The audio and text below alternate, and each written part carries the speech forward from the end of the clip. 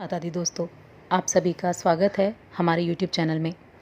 दोस्तों 6 जुलाई को सावन का महीना शुरू होने वाला है और श्रावण मास के शुरू होते ही सोमवार के साथ साथ पूरे श्रावण मास भगवान शिव और उनके परिवार की आराधना शुरू हो जाती है।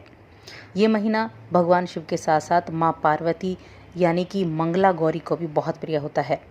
वैसे तो ये पूरा महीना शिव को ही समर्पित है, लेकिन इस महीने का जो प्रत्येक मंगलवार होता है वो मंगला गौरी को समर्पित होता है और मंगलवार के दिन मंगला गौरी की विशेष पूजा अर्चना की जाती है, जो कि सदा अपने भक्तों पर कृपा करती हैं, अमंगल का नाश करती हैं। इस बार जो सावन माह की शुरुआत हो रही है वो सोमवार के दिन से हो रही है, जो इस माह को बहुत ही विशेष बना रही है। इस माह की शुरुआत और इस माह का अंत सोमवार के दिन होगा। 5 सोमवार इस एक माह में होने वाले हैं। ये पूरा महीना भोले बाबा को प्रसन्न करने का है, उनकी कृपा प्राप्त करने का है और भोले भंडारी अपने हर भक्त की मुराद भी ज़रूर सुनते हैं। उनके भक्त उनको प्रसन्न करने का कोई मौका नहीं छोड़ते। सावन सोमवार के व्रत में भगवान शिव और देवी पार्वती की पूजा की जाती है। देखिए, अगर हम प्राचीन शास्त्रों की माने तो सोमवार के व्रत 3 तरह के होते हैं। एक सोमवार का व्रत होता है, एक 16 सोमवार का और एक सौम्य प्रदोष व्रत होता है। सोमवार व्रत सभी व्रतों में एक जैसा होता है और इस व्रत को सावन माह में आरंभ करना शुभ माना जाता है।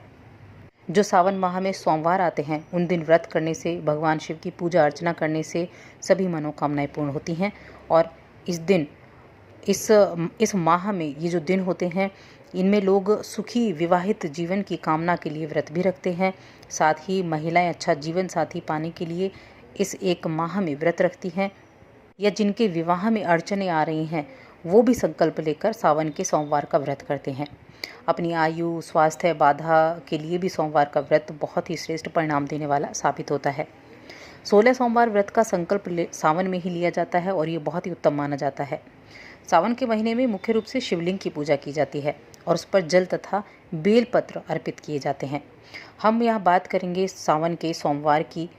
6 जुलाई पहला सोमवार है सावन का, और किस तरह से आपको इस सावन के सोमवार के व्रत करना है, क्या विधि होगी, क्या महत्व है, और साथ ही जानेंगे सोमवार व्रत कथा के बारे में।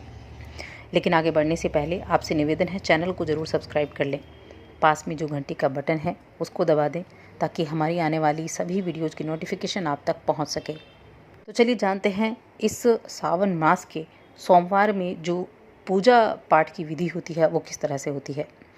दोस्तों, सावन के सोमवार के जो ब्रह्म मुहूर्त है उसमें आप उठें, अपने घर की साफ़ सफाई करें और स्नान के पानी में गंगा जल का प्रयोग ज़रूर करें। स्नान के पानी में गंगा जल डालें थोड़ा सा, उसके बाद स्नान करें और अपने घर के मंदिर को साफ़ सुथरा कर भगवान शंकर, माँ पार्वती की मूर्ति स्थापना ज़रूर करें, या आप शिवलिंग की स्थापना कर सकते हैं। शिवलिंग की स्थापना करना भी बहुत ही शुभ माना जाता है।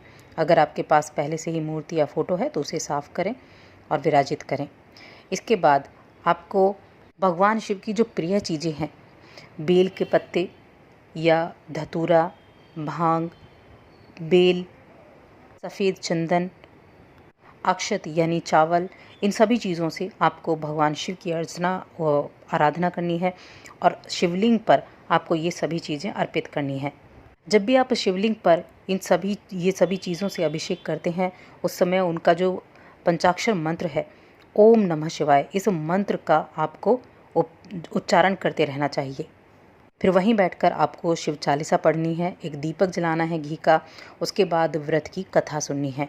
आप सभी सावन के सोमवार में इस व्रत कथा को सुन सकते हैं। तो चलिए पहले हम कथा जान लेते हैं। इस कथा के अनुसार अमरपुर नगर में एक धनी व्यापारी रहता था और वो बहुत बड़ा शिव भक्त था, लेकिन वह बहुत दुखी रहता था क्योंकि उस व्यापारी का कोई पुत्र नहीं था। दिन रात उसे एक ही चिंता सताती रहती थी कि उसकी मृत्यु के बाद उसके इतने बड़े व्यापार और धन संपत्ति को कौन संभालेगा। पुत्र की इच्छा से वह व्यापारी और उसकी पत्नी प्रतिदिन सोमवार को भगवान शिव की व्रत और पूजन किया करते थे। उनकी भक्ति को देखकर एक दिन पार्वती ने शिव से कहा, प्राणनाथ, ये आपका सच्चा भक्त है। कितने दिनों से यह सोमवार का व्रत और पूजा बड़ी ही मेहनत के साथ कर रहा है। भगवान आप इस व्यापारी की मनोकामना अवश्य पूर्ण करें। भगवान शिव ने मुस्कुराते हुए कहा, पार्वती, इस संसार में सबको उसके कर्म के अनुसार फल की प्राप्ति होती है। प्राणी जैसा कर्म करते हैं उन्हें वैसा ही फल मिलता है। इसके बावजूद पार्वती जी नहीं मानी। उन्होंने आग्रह करते हुए कहा कि आपको इस व्यापारी की इच्छा पूरी करनी ही पड़ेगी।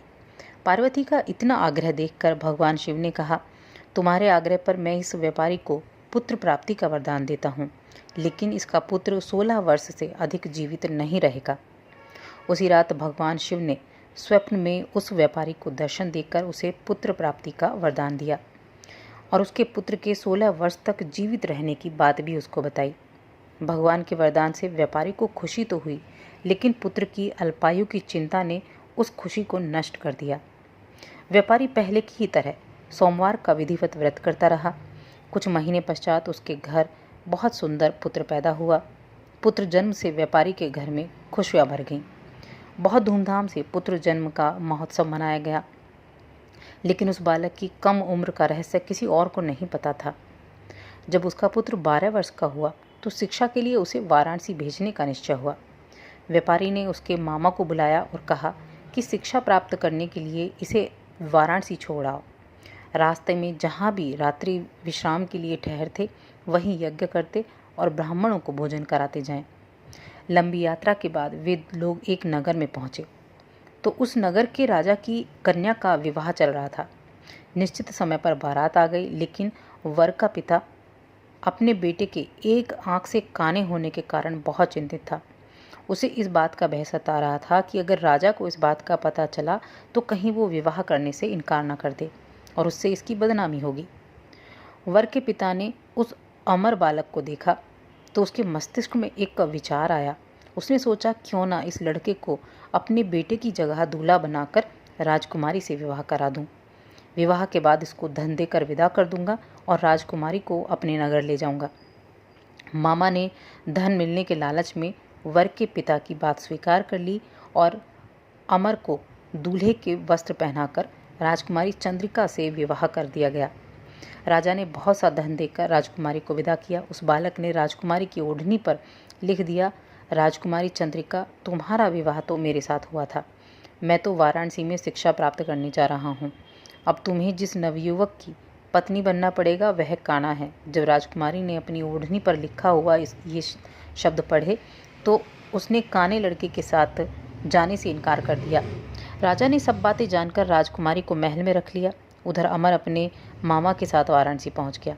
अमर ने गुरुकुल में पढ़ना शुरू कर दिया। जब अमर की आयु 16 वर्ष की हुई तो उसने एक यज्ञ किया। यज्ञ की समाप्ति पर ब्राह्मणों को भोजन कराया, खूब अन्न वस्त्र दान किए। रात को अमर अपने कक्ष में जाकर सो गया। शिव के वरदान के अनुसार सोते हुए ही अमर के प्राण उड़ गए।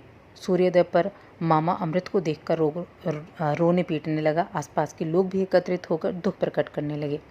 मामा के रोने और विलाप को सुनकर वहाँ से गुजरते हुए भगवान शिव और माँ पार्वती भी पहुँचे। पार्वती जी ने भगवान शिव से कहा, प्राणनाथ, मुझे इसके रोने के स्वर सहन नहीं हो रहे, आप इस व्यक्ति के कष्ट दूर करें। भगवान शिव ने पार्वती जी के साथ अदृश्य रूप में समीप जाकर अमर को देखा तो पार्वती जी से बोले, पार्वती, यह तो उसी व्यापारी का पुत्र है। मैंने इसे 16 वर्ष की आयु का वरदान दिया था, इसकी आयु पूरी हो गई। पार्वती ने फिर भगवान शिव से निवेदन किया, हे प्राणनाथ, आप इस लड़के को जीवित करें, नहीं तो इसके माता पिता पुत्र की मृत्यु के कारण रो रो कर अपने प्राण त्याग देंगे। पार्वती के बार बार आग्रह करने पर भगवान शिव ने उस लड़के को जीवित होने का वरदान दिया तो कुछ ही पल में वो जीवित हो उठा। शिक्षा समाप्त करके वह बालक अपने मामा के साथ नगर की ओर चल दिया। दोनों चलते हुए उसी नगर में पहुंचे जहां उसका विवाह हुआ था। उस नगर में भी बालक ने यज्ञ का आयोजन किया और समीप से गुजरते हुए नगर के राजा ने यज्ञ का आयोजन देखा।